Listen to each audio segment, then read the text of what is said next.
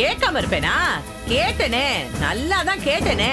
நான் யாருன்னு தெரிஞ்சுக்கிறது முக்கியம் இல்ல, உங்க பொண்ணு கல்யாணத்தை நிப்பாட்ட போறது யாருன்னு முதல்ல தெரிஞ்சுக்கோங்கன்னு சொல்றா. அந்த அமுதாக்கும் சிவாக்கும் கல்யாணம் நடக்க போறது கன்ஃபார்ம் ஆயிடுச்சு.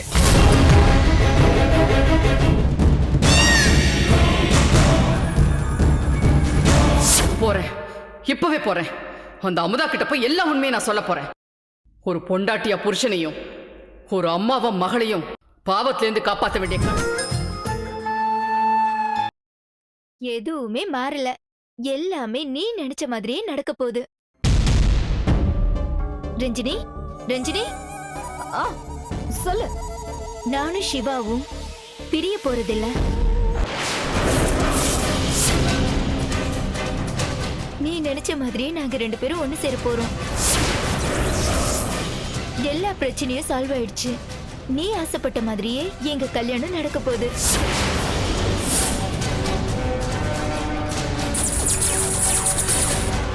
Hello hello Ranjini, hello. Cut ஆயிடுச்சு.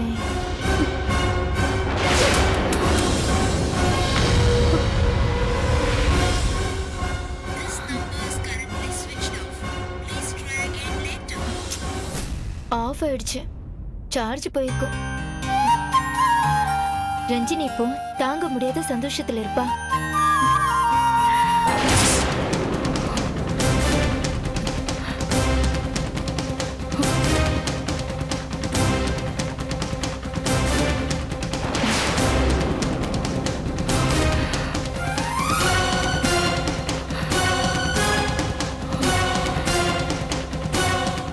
என்னம்மா, என்னாச்சு?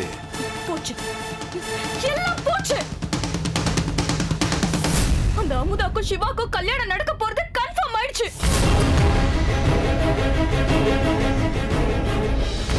கடவுள் இருக்காரடி, கடவுள் இருக்காரு. இல்லன்னா ஊர் உலகத்துல இத்தனை கோவில், மசூதி, சர்ச்செல்லாம் எதுக்கு இருக்கு? கடவுள் பார்த்துட்டு தான் இருக்காரு. நல்லவங்களோட கஷ்டத்தையும் ஆணவம் பிடிச்சவங்க ஆட்டத்தையும் பார்த்துட்டு தான் இருக்காரு. நான் தலத்தனையே அடிச்சுக்கிட்டேன், கேட்டியா?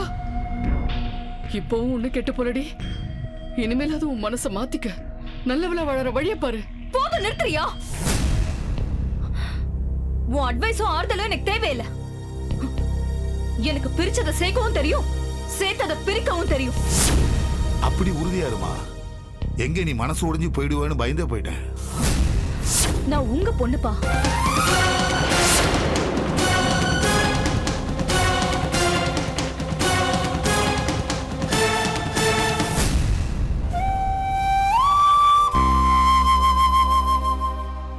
இந்தாங்க, பால் பாயசம் பண்ணிருக்கேன், எல்லாரும் எடுத்துக்கங்க. பால் பாயசமா? அக்கா பால் பாயசம் பண்ணி ரொம்ப நாள் ஆச்சுல. என்ன பூங்காவனா மாப்பிள்ளை இப்படி சொல்றாரு? நீ பால் பாயசம் பண்ணி ரொம்ப நாள் ஆச்சா? நீதான் பால் பாயசம் நல்லா பண்ணுவேடி, எல்லாருக்கும் பண்ணி கொடுக்க வேண்டியதானே? படிக்கிற பிள்ளைகளுக்கு பிரியப்பட்டதை செஞ்சு கொடுத்துருக்கலாம்ல. பால் பாயசம் பண்ணி சாப்பிடுற நிலைமையிலேயே நாங்க இருந்தோம். நீங்க வீட்டை விட்டு போனதும் எல்லாமே போன மாதிரி ஆயிடுச்சு. தினம் தினம் செத்து செத்து பொழைச்சுக்கிட்டு இருந்தோம். எதிர்காலமே இருண்டு போயிடுச்சு. இனி எதுக்கு உயிரோட இருக்கணும்னு கூட நினைச்சோம். ஆனா நான் ஒரு ஆளா இருந்தா பரவாயில்லையே, என்ன நம்பி 3 உயிர் இருக்கேன். அவங்கள காப்பாத்தி கரை சேர்க்கணும்னு தான் நான் உசுர கையில புடிச்சுக்கிட்டு இருந்தேன். ஆமா மாமா, நீங்க வீட்டை விட்டு போனப்போ சிவாவும் வசந்தியும் குழந்தையா இருந்தாங்க. கங்காவுக்கு மட்டும்தான் ஓரளவுக்கு விவரம் தெரியும். இந்த 3 பேரையும் வளர்த்து ஆளாக்குறதுக்கு எங்க அக்கா பட்ட கஷ்டத்துக்கு எல்லையே இல்லை.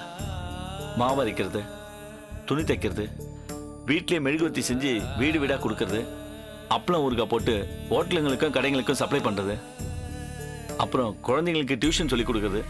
ஒரு வேலையா 2 வேலையா? மாடா உழைக்கிறது ஓடா தேர்துன்னு சொல்லுவாங்களே, அந்த மாதிரி அக்கா மாடா உழைச்சி எங்க 3 பேரையும் வளர்க்கறதுக்கு பட்ட கஷ்டம் இருக்கே, கொஞ்சம் நெஞ்சம் இல்லை மாமா. அது பக்கத்துல இருந்து பார்த்த எனக்கு தான் தெரியும் அந்த கஷ்டம். நானும் சும்மா இல்லை மாமா.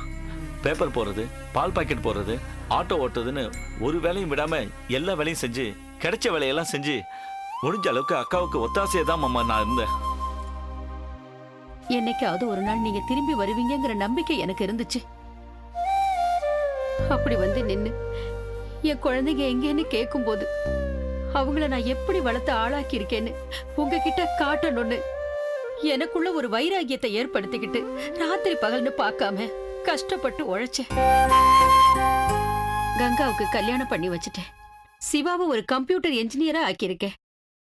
வசந்திய படிக்க வச்சிருக்கேன். அவ படிப்பு முடிஞ்சதுன்னா அவளும் நல்ல வேலைக்கு போயிடுவா. அவளை ஒரு நல்லவன் கையில புடிச்சு கொடுத்துட்டா அதோட என் கடமை முடிஞ்சிடுங்க. உன்னை நினைச்சா எனக்கு ரொம்ப பெருமையா இருக்கு பூங்காவனம். நம்ம குடும்பம் என்னாச்சோ ஏதாச்சோ மூளைக்கு ஒருத்தரா செதறி போயிருப்பாங்களோ, இனிமே நம்ம குடும்பம் ஒன்று சேருமா, நம்ம குடும்பத்தை நான் பாப்பனான்னு கண்ணீர் சிந்தாத நாளே இல்லை. எல்லா இடத்துலையும் தேடிட்டேன். மறுபடியும் உங்க எல்லாரையும் ஒன்னா பாப்பேன்னு நான் கொஞ்சம் கூட எதிர்பார்க்கல பூங்காவனம். தனி ஒரு பொம்பளையா இருந்து நீ ரொம்ப சாதிச்சிருக்க பூங்காவனம். குடும்பத்தை ஒரு கட்டுக்கோப்போட காப்பாத்திருக்க. இதெல்லாம் நினைக்கிறப்ப எனக்கு ரொம்ப பெருமையா இருக்கு பூங்காவனம். ஆனா என்ன நினைச்சா எனக்கு ரொம்ப கேவலமா இருக்கு. ஏங்க இப்படி சொல்றீங்க? பின்ன என்ன பூங்காவனம், என்ன நினைச்சு பெருமைப்படுறதுக்கு என்ன இருக்கு? என்னால எனக்கோ என் குடும்பத்துக்கோ எந்த பிரயோஜனமும் இல்லை. ஒண்ணுக்கும் உதவாதவனா யாருக்கும் பிரயோஜனப்படாம போயிட்டேன். நீங்க என்னப்பா சொல்றீங்க? நீங்க எங்களுக்கு எவ்வளவு முக்கியம். உங்க அருமை உங்களுக்கு தெரியாதுப்பா. ஆமாம்மா, என் அருமை என்னன்னு எனக்கே தெரியாது. அதனால தான் நான் இந்த நிலைமையில உட்காந்துருக்கேன். இப்ப என்ன நிலைமை வந்துருச்சு உங்களுக்கு? அதெல்லாம் ஒண்ணு இல்ல, நீங்க நல்லா தான் இருக்கீங்க. ஓ புருஷனை நீ விட்டு கொடுக்க மாட்டிய? ஏன் விட்டு கொடுக்கணும்? எதுக்காக விட்டு கொடுக்கணும்? எனக்கு எல்லாமே என் புருஷன் தான். பாத்தியா கங்கா, எல்லாமே மாமா தானா? அப்ப மாமா தான் முக்கியம்னா நாமளா முக்கியம் இல்லையா? இல்ல. என்னது இல்லையா? என்னக்கா பேசுற? இப்படி நீ பேசுறதுக்காக நான் கோமா எந்திரிச்சு போயிடுவேனா என்ன? பால் பாயசம் குடிப்பேன்ல. ரோஷம் முக்கியமா பால் பாயசம் முக்கியமானா பால் பாயசம் தான் முக்கியம். என்ன கங்கா? கங்கா, அப்பா வந்துட்டாரு. சிவாவுக்கு போன் பண்ண சொன்னனே, பண்ணியா? பண்ணிட்டேமா. இன்னும் சிவாவை காணுமே.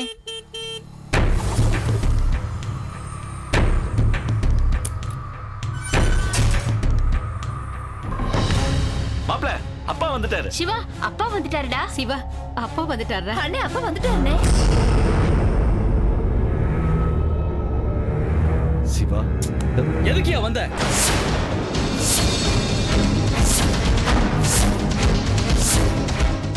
எதுக்காக வந்தீங்க? என்னடா கேட்ட? எதுக்காக இங்க வந்தாருன்னு கேட்டேன். இத்தனை வருஷமா உங்க அப்பா இன்னைக்கு வந்துருவாரு நாளைக்கு வந்துருவாருன்னு நாளை எண்ணிக்கிட்டு காத்துக்கிட்டு இருந்தேன். நான் கும்பிட்ட சாமி என்ன கைவிடல. அந்த கடவுள் என் புருஷனை திரும்ப கொடுத்துட்டாரு.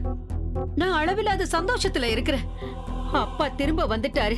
அதே மாதிரி நீயும் சந்தோஷப்படாம இத்தனை வருஷம் கழிச்சு வந்தவரை பார்த்து எதுக்கு வந்தேன்னு கேக்குறிய? அவர் மனசு என்ன பாடுபடும்? மனசா அப்படின்னு ஒண்ணு இருக்கா இந்த மனுஷனுக்கு? சிவா, மனசுன்னு ஒண்ணு இருந்து அதுல மனசாட்சின்னு ஒண்ணு இருந்திருந்தா பெத்த பிள்ளைங்களையும் கட்டின பொண்டாட்டி நடு ரோட்ல விட்டுட்டு போயிருப்பாரு இந்த ஆளு. மாப்ள, மாமா அப்படிப்பட்ட ஆள் கிடையாது. அப்ப நீ சின்ன பையன், உனக்கு ஒண்ணும் தெரியாது. அவர் எந்த மாதிரியான சூழ்நிலையில அப்படி போனாருன்னு உனக்கு தெரியாது. என்ன என்ன பெரிய சூழ்நிலை? கட்டின பொண்டாட்டியை பெத்த பிள்ளைங்களையும் நடு ரோட்ல விட்டு போறதா ஒரு சூழ்நிலையா? இதெல்லாம் ஒரு ஆம்பளையா? எல்லாரையும் தவிக்க விட்டுட்டு தன்னை காப்பாத்திக்கிறதுக்காக ஓடி போனாரு. இந்த ஆள் ஒரு நல்ல அப்பனும் கிடையாது, ஒரு புருஷனும் கிடையாது. ஏன் மனுஷனே கிடையாது நீ? சிவா, என் முன்னாடி இப்படி அவரை அவமானப்படுத்துறது என்னால தாங்கிக்க முடியல. விடு பூங்காவனம், அவன் பேசுறதுலயும் நியாயம் இருக்கு. பேசிட்டு விடு. நியாய தர்மத்தை பத்தி நீங்க பேசுறீங்களா? அதெல்லாம் மாநகர சூழல பேச வேண்டியதியா?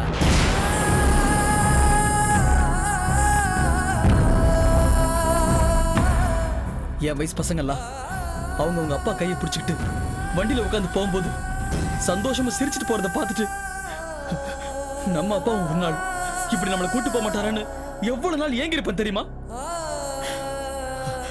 அந்த சந்தோஷம் கிடைக்காம போனதை பத்தி கூட எனக்கு வருத்தம் இல்லை.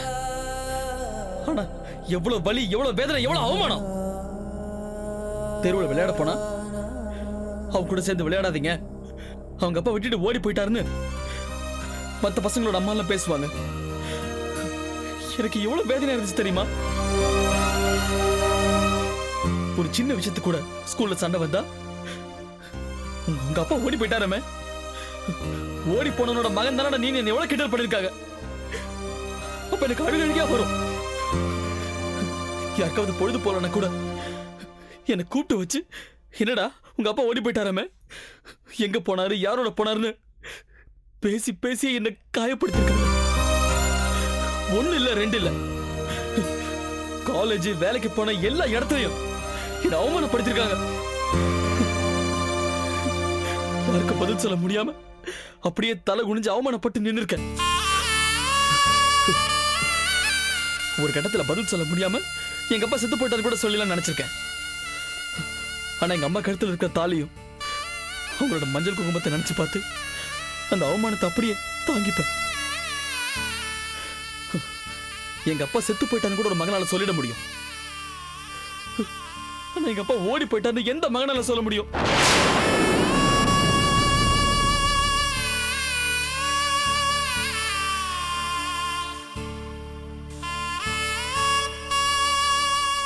எப்பவோ குடும்பத்தை விட்டு ஓடி போயிட்டு நாமெல்லாம் உயிரோட இருக்கமா செத்தமான் கூட தெரியாம இத்தனை வருஷத்துக்கு அப்புறம் எங்க முன்னாடி வந்து நின்னா எந்த மகன் தான் உன்னை வந்து கட்டிப்பிடிப்பான்? ஏன் வந்த எதுக்கு வந்தா கேட்பாங்க உன்ன. ஒருவேளை சோத்து கூட நம்ம வழியில நின்னப்போ எங்க போனாத இவரு? உங்க அப்பா ஓடி போயிட்டான்னு ஊர் வந்து கேட்கறப்போ எங்க அக்கா தங்கச்சி 2 பேரும் கூணி குறுக்கி நின்னாங்களே, அப்ப எங்க போன நீ உயிரோட இருக்கியா செத்திட்டேன்னு கூட தெரியாம தலை நிறைய பூ வச்சுட்டு நெத்தி நிறைய போட்டு வச்சுட்டு எங்க அம்மா இருந்தப்போ இவ யாருக்கா அப்படி மினிக்கிட்டு தெரியாதுன்னு சொல்லி இந்த ஊர்க்காரன் கேட்டப்போ எங்க அம்மா எவ்வளவு வேதனைப்பட்டிருப்பாங்க. அப்ப எங்கயா போன நீ? தோ எங்க அக்காக்கு மாப்பிள்ளை பார்க்க போனப்போ மாப்பிள்ளை வீட்டுக்காரங்க கேட்ட கேள்வி 1 2 அதுக்கெல்லாம் பதில் சொல்ல முடியாம நாங்கெல்லாம் தலை குனிஞ்சு குறுகி நின்னோம். அப்ப எங்கயா போன நீ?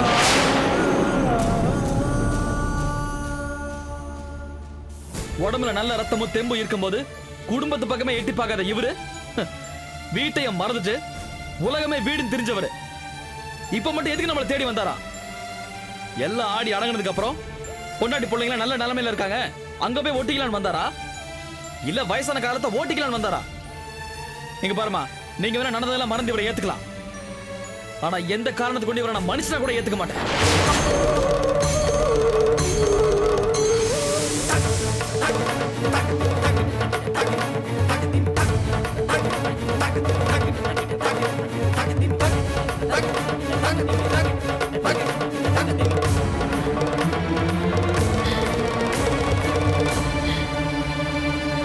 நீங்க ஒண்ணு கவலைப்படாதீங்க. அவன் உங்களை மாதிரி கொஞ்சம் கோவக்காரன். போக போக உங்களை புரிஞ்சுக்குவா.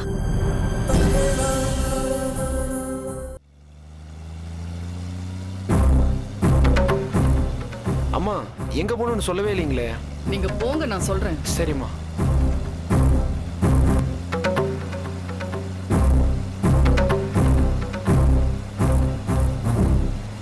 நிறுத்துங்க.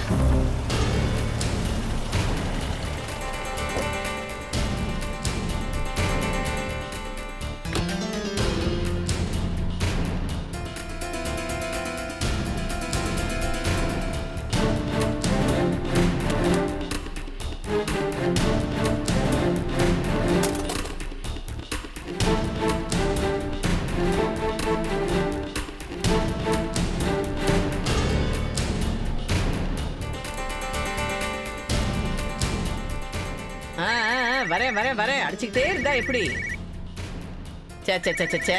சார்ஜர்ல போட்டுட்டு எங்க போயிடுச்சுங்க? ஒண்ணுத்தையும் காணோம். இது வேற. ஹலோ,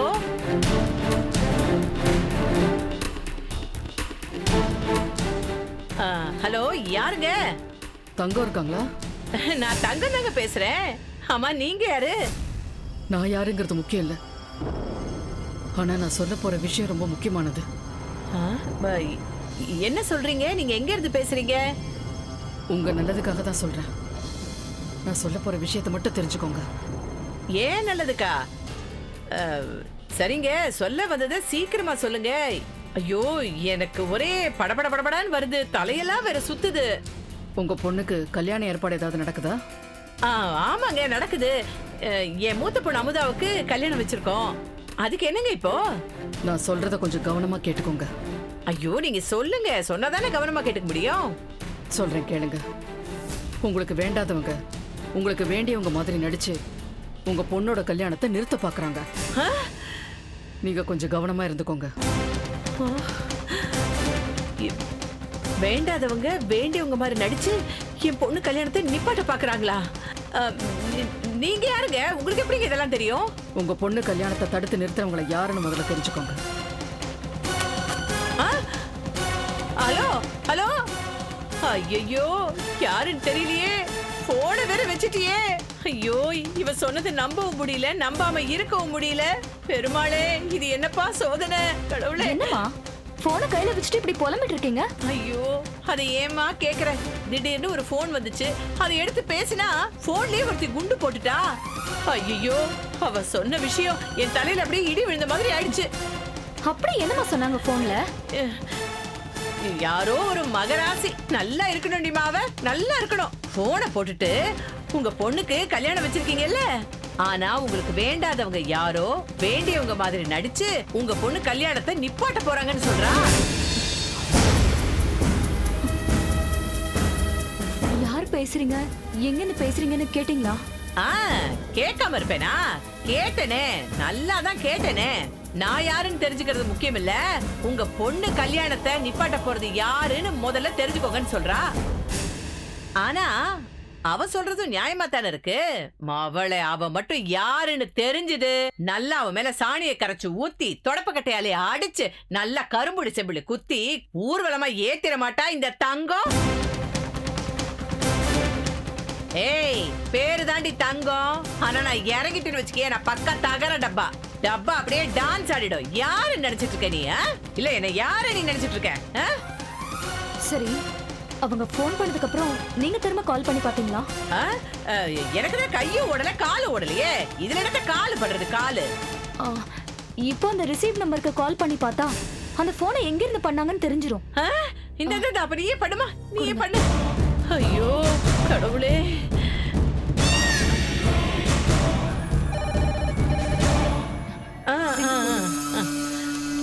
ஹலோ, ராஜேந்திர மளிகை கடைங்க.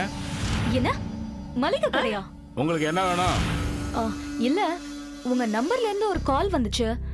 யாரோ ஒரு லேடி பேசுனாங்களே, அவங்க யாருன்னு தெரிஞ்சுக்கலாமா? வந்தாங்க, ஃபோன் பண்ணிட்டு போயிட்டாங்க. சரி, அவங்க பார்க்க எப்படி இருந்தாங்கன்னு கொஞ்சம் சொல்ல முடியுமா? ஏதோ வசதியான வீட்டு அம்மா மாதிரி தான் இருந்தாங்க. யாராமா? யாரா யாரா அந்த பொம்பளை? கண்டுபிடிச்சிட்டாங்களா? இல்லம்மா, மளிகை கடையில இருந்து யாரோ பேசிருக்காங்க. மளிகை கடையா? யாரு என்னன்னு தெரியுமாமா? ஒண்ணும் தெரியலமா. ஐயோ, இந்த விஷயம் தெரியாம இருந்திருந்தாலே நல்லா இருந்திருக்கும். இங்க பாரு, எனக்கு இப்ப அப்படியே தலைவலி மண்டைய பொளக்குதே. நான் வேணா உனக்கும் சேர்த்து காஃபி போட்டு எடுத்து வரேன். நீ உட்காரு தாய், உட்காரு. இந்த போனை கூட அதுலயே சொருகி வச்சிடுறேன். யாரு போன் பண்ணாங்கன்னு தெரியலையே. நீ உட்காரு உட்காரு.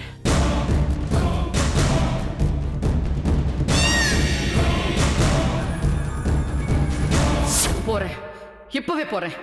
அந்த அமுதா கிட்ட போய் எல்லா உண்மையை நான் சொல்ல போறேன். ஒரு பொண்டாட்டியா புருஷனையும் ஒரு அம்மாவா மகளையும் பாவத்திலேருந்து காப்பாற்ற வேண்டிய கடமை எனக்கு இருக்கு.